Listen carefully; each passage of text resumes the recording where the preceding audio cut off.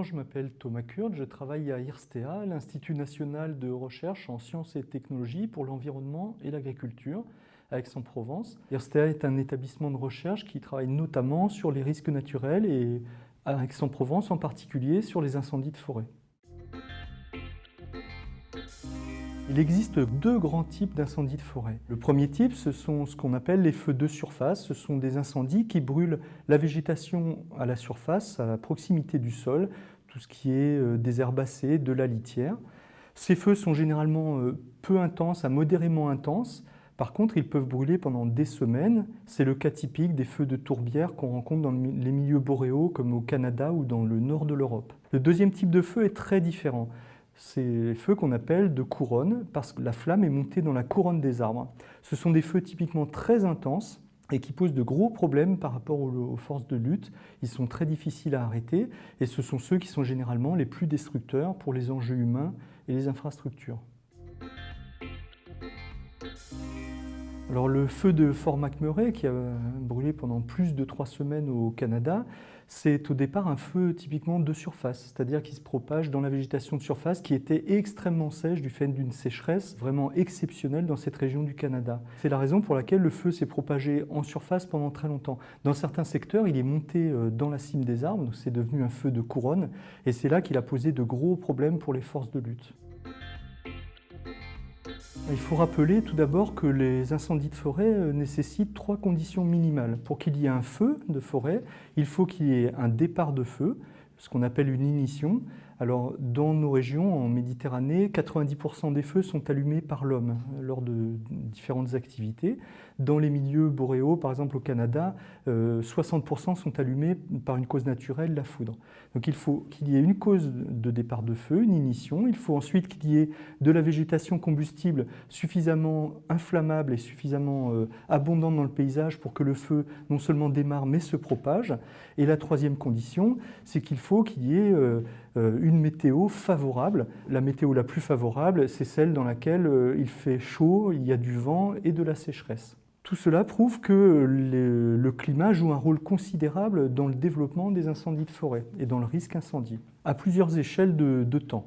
À une première échelle, à l'échelle de plusieurs années, le climat est très important parce qu'il conditionne la végétation naturelle qui va servir de combustible pour le feu. À l'échelle hebdomadaire de la semaine ou de quelques jours, ce qui est très important, ce sont les conditions météorologiques de la période, par exemple d'une semaine qui va précéder un feu. S'il a fait très chaud, très sec pendant cette période, le feu va être plus intense. S'il a fait plus humide, le feu sera moins intense. Et enfin, à l'échelle de la journée pendant laquelle le feu va démarrer, la météo joue un rôle fondamental avec les 3 grands facteurs favorisant l'ignition, le départ et la propagation du feu, qui sont la température, le vent et la sécheresse de l'air. Il existe un grand paradoxe sur les incendies de forêt en France. D'un côté, on dit et on sait que les changements climatiques doivent conduire à des incendies de forêt plus fréquents et généralement plus intenses.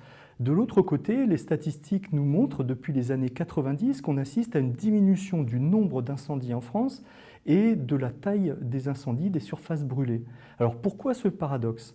Pourquoi d'un côté un effet des changements climatiques qui devrait augmenter les feux et de l'autre côté une activité de feu qui diminue?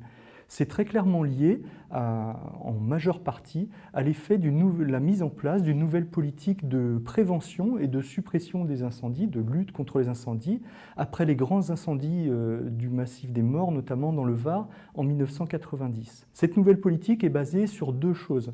Principalement une meilleure prévention, avec la circulation de patrouilles forestières en forêt, l'interdiction de circuler en forêt pendant les périodes à risque, et de l'autre côté, une politique de suppression massive de tous les feux naissants. La suppression massive de tous les feux naissants, c'est le fait d'attaquer tous les incendies qui démarrent avec le maximum de moyens disponibles afin d'éviter que le feu ne devienne grand.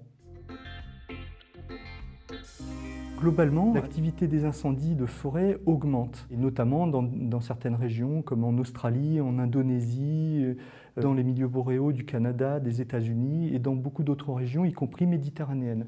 Pourtant, Quelques pays, comme la France, ont adopté une meilleure politique de prévention et de lutte et de gestion des forêts pour diminuer la biomasse combustible, qui aboutit à une diminution du nombre de feux et des surfaces brûlées. Donc il y a au total une grande variabilité. Dans certaines régions, les incendies de forêt augmentent en suivant clairement le changement climatique, et dans d'autres régions, comme la France, la lutte est suffisamment efficace pour arriver à contrôler l'activité des feux. Clairement, la politique actuelle de prévention et de lutte contre les incendies est globalement efficace en France et dans certains autres pays. Malgré tout, il y a des conditions dans lesquelles il est difficile de contrôler les feux, et ça a été le cas en 2003. 2003, c'est une année exceptionnelle au niveau climatique, très forte température, très longue sécheresse qui a démarré depuis la fin de l'hiver. Et là, on s'est retrouvé face à de grands incendies dévastateurs. Il y en a eu dans beaucoup de régions de Provence, notamment dans le Var, dans le massif des Morts, aux mêmes endroits que les feux précédents de 1990. Clairement, dans ces conditions météorologiques exceptionnelles, il est difficile pour les pompiers, même avec tous les moyens disponibles, de contrôler les feux, surtout quand il y a des feux, de multiples feux qui surviennent au même moment, dans la même journée. Et la question, c'est est-ce que 2003 peut préfigurer ce qui pourra se passer dans le futur du fait des changements climatiques? C'est effectivement quelque chose qu'on peut redouter.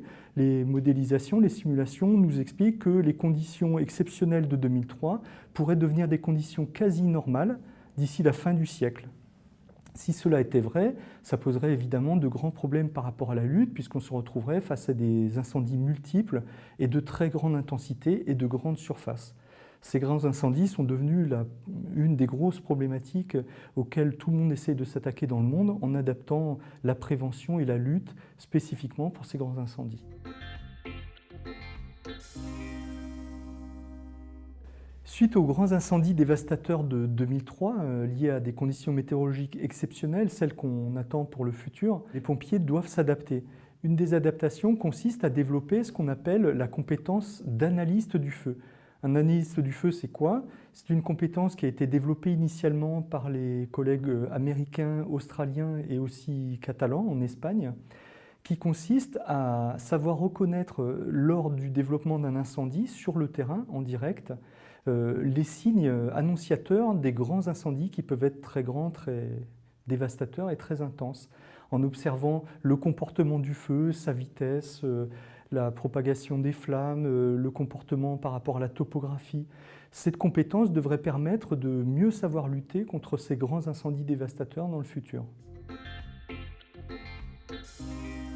Il faut s'adapter aux incendies de forêt du futur, c'est une obligation. Pour deux raisons. Il faut rappeler que les incendies futurs devraient être plus fréquents dans beaucoup de régions, souvent plus grands et souvent plus intenses du fait des changements climatiques. Il y a aussi une autre évolution qui vient s'ajouter à celle des changements climatiques, ce sont les changements d'occupation du sol. Clairement, l'urbanisation augmente dans les zones naturelles, dans les zones de forêt, donc cela crée à la fois des départs de feu et des maisons vulnérables par rapport aux incendies. L'urbanisation augmente, mais aussi les infrastructures, les réseaux routiers, les voies ferrées.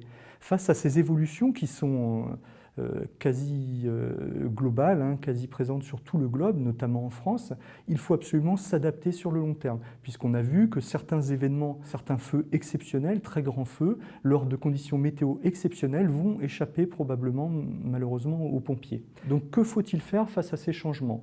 La première chose, c'est d'éviter d'aller installer des enjeux humains comme des maisons, des routes, des infrastructures, des usines, des lignes électriques dans des zones à fort risque. C'est la première chose, donc une planification régionale de l'aménagement du territoire. La deuxième chose, c'est de gérer au maximum la végétation dans les secteurs à risque et notamment dans les zones de départ de feu en faisant du débroussaillement sélectif ou de la gestion de la végétation pour diminuer le risque de départ de feu. Et sur le plus long terme, il faut essayer de favoriser au maximum, quand par exemple on plante dans les forêts, des espèces qui sont résistantes au feu ou qui brûlent mal, qui sont peu inflammables.